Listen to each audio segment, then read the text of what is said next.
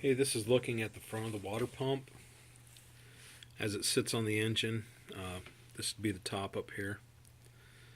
And you have a threaded part right on the front there. Most of these, as far as I know, are left or right-hand threads, so it's righty-tighty, lefty-loosey. But to unscrew it, I've seen people try to use a crescent wrench and all kinds of crazy stuff in there.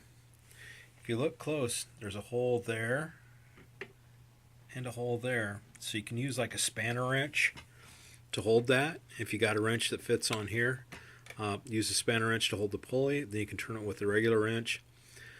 They're usually not crazy tight, but sometimes you can really struggle trying to get them loose. I've got the tool that's the answer to that problem. This uses an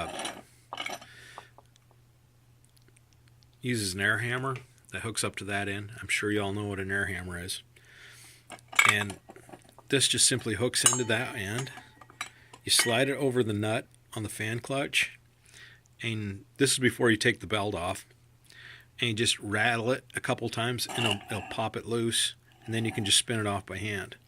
Now the same thing happens when you get ready to go back together with your new one. You can put this on the other side to snug it up. Just hit it a couple times, tap, tap, tap, and it'll tighten it up, and then you're good to go. So